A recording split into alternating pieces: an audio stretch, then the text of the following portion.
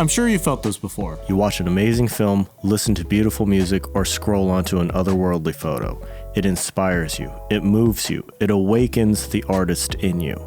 It makes you think, I want to create something that's wonderful. An artist's livelihood depends on their ability to be creative. The question is, what can we do to become more creative? A quick search on the internet will reveal a plethora of abstract advice, but it's hard to know which ones are actually helpful and which are pointless gimmicks. So in this video, I want to go over 8 things that I've been doing to rewire my brain to be more creative. Number 1, treat it like a job. There are 3 different levels of commitment to your art. The first level is a hobby. You engage in your artwork when you feel like it and enjoy it, but you have no plans of making it into anything more than a hobby. The second level is the side hustler. You treat it like a side project, but really only engage in it when you have the time and energy. The third level is the committed working artist. Part of your identity is being an artist. Maybe this is your livelihood, or maybe you just have great aspirations for yourself. This is where you need to be if you want to improve your creativity. You don't just do it when you have time. You make time for it. It becomes a priority. When you treat your art like a job or a second job, your mindset changes. Being creative becomes a normal aspect of your everyday life. When you engage in your art more frequently, you naturally become better at it. As a result, the tools you use become an extension of yourself, whether that's your camera, musical instrument, the paintbrush, or beautiful chord progressions that you could just pull out of your back pocket. Creative expression becomes second nature. Number 2, finish your projects.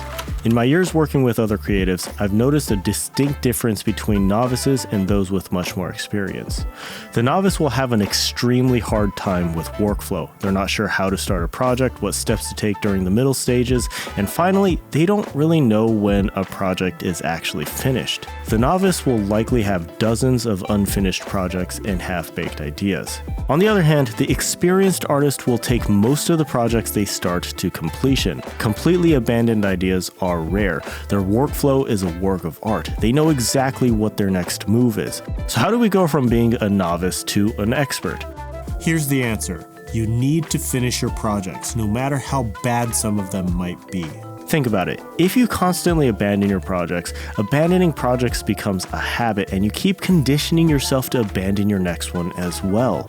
You also never establish a full workflow. Each stage of a project requires different thought processes and skills, and if you never reach the middle or end stages, you never get a chance to practice those skills. So, learn to finish your projects. All of them. Get through the entire creative process. Remember, complete and imperfect is always better than incomplete. Number 3, collaborate. Putting yourself into situations where you can't help but be creative is the greatest hack of all time, and there is no greater creative situation than when you're collaborating with other artists. Some of the most creative times that I've had are when I'm surrounded by other artists and we're able to come up with something that we never would have thought of on our own. Think about it. Creativity in its most basic definition is the ability to produce or develop original work. Physiologically, our brains are making connections between abstract and obscure concepts. When you have 2 brains interacting during the creative process, the end result is bound to be greater than just the sum of the parts. Now, it's not feasible to collaborate on every project. It just isn't. Sometimes it just means giving your friend a call and chatting about what you're both working on. Now, whether or not you're actually collaborating on a project, the important thing is to reach out and really foster those human connections. After all, art is about making humans feel something. It's about telling stories and making us feel more connected in some way, and there's no better way to do that than to actually make those human connections. Number 4, build a studio you love. It's no secret that the environment around us significantly impacts our brain chemistry. Heck, even the height of our ceiling can impact the way our brain processes information.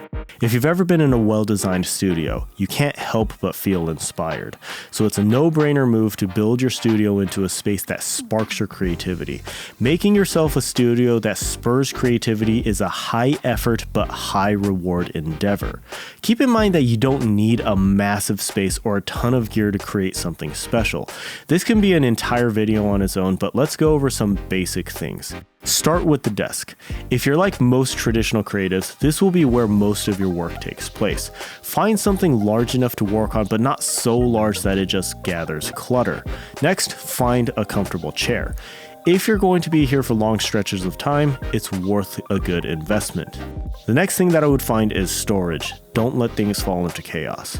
From here, the possibilities are endless. Strike a balance between aesthetics and function.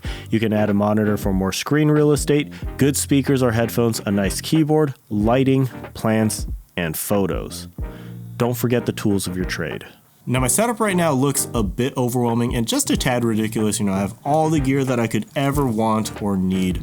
But this setup grew over the course of years. I started out in my dorm room in college with just the bare necessities on my desk to create, and then from there I implemented hundreds of small changes and a couple of really big ones, and over the course of many setups, it eventually just ended up like this. Number 5, don't be afraid to make bad content. If you're a relatively novice artist, it's inevitable that a lot of the things that you make will probably not be called masterpieces. We all start somewhere, and we need to accept the fact that we need to kind of suck before we get good at anything. Not everything you make is going to be a home run. Not only is this normal, this is a required stage for every artist. The best creators out there have all been through this. So not only are we going to make bad content, we need to make a lot of it. Think about it. How much better of a music producer would you be if you completed 50 songs this year as opposed to just 5? And if you're a YouTuber, how much better of a filmmaker would you be if you completed 20 videos this year as opposed to just 2? Even once you have more experience, you still can't be afraid of making bad content. If you want to try an idea but you're afraid it's going to suck, do it anyways. You'll never know how it's going to turn out if you let your fear of making bad content get the best of you. If it sucks, just learn from it and move on. Remember that the difference between your art now and making something significantly better are the next dozen projects, because you'll be a dozen projects better and more experienced. Number 6, consume high quality content and reject low quality content. We live in the age of single-use disposable content. TikTok ruined the content creation scene. It's made everyone believe that anything and everything they make is worthy of going viral as long as they upload it on TikTok, even if it sucked. But guess what? Audiences don't tolerate bad content. Maybe you've fallen victim to this. There's a disease spreading amongst artists, and it's radically shifted our focus from quality to quantity. Our idea of what constitutes high quality content has been completely destroyed by bad content. We've thrown away true creativity and quality production in favor of making sure we post multiple times a day, even if it all sucks. So today we're going to make a cup of coffee. It's time to rewire our brains into understanding what good content actually is. We need to stop scrolling and reject cheap, disposable stories. When you consume content, dedicate yourself to only consuming high-quality content. Maybe this means deleting certain apps off of your phone or putting down your phone altogether. In any case, we need to relearn the standard and reset the bar of good content, because the reality is that producing something of high quality takes effort and hard work. It's why not everyone will actually be cut out to make good content. Number 7, stop buying gear and just do it. It's common to get stuck in the mindset that better gear will make better content. While that's true to an extent, it won't improve the soul behind the creativity. It likely won't improve your storytelling or musicality. Once you have the basic equipment to do the thing you're trying to get better at, just spend your time doing the actual thing. There was a point where I spent all of my time researching gear. I would watch all of the reviews of certain cameras, lenses, speakers, headphones, and anything else that I can just stick into my studio. Of course, this ended up being the time that I created the least. There's a story about competitive sharpshooting. There are 2 types of competitors.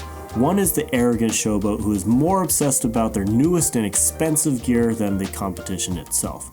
The other is more humble. Their gear is much older, but they know it inside and out.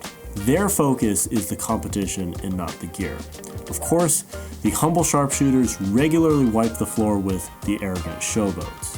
Look, there's going to be a time that upgrading your gear will make sense to naturally move to the next level of your craft, but I'm willing to bet that right now is not that time. You need to stop with the endless gear envy and get into the mindset that you will create no matter what the situation or what you have access to. Your desire to create needs to be stronger than your desire for new gear. Number 8, step away and take care of yourself. The last one is a big one. You need to be proactive and take care of yourself. Do you know when creativity really dies? It's when you burn out. If you just take the time to keep burnout at bay, you will be able to work for longer and actually enjoy it. Get enough sleep, at least 8 hours per night, and get to bed at a decent time. Your sleep before midnight is distinctly different from sleep after midnight. Get out and exercise. Whether this is lifting weights, running, or going for a walk, the benefits of physical activity on your mental health, physical health, and not to mention creativity are boundless. And don't forget to take breaks. We can't operate at 100% forever. You need to let that creative engine rest once in a while. Let yourself step away from your creative medium and recharge. So those are the main things that I've found over the years to help me stay in a good creative streak. Year after year, I find that something about my creativity grows in some positive way, and I have to owe it to experience in all the communities that I've been a part of. I hope that this helps some of you guys out. Being a creative is hard, but it is one of the most rewarding things that we could ever do. Never stop being passionate. Thanks so much for watching, guys. Take care.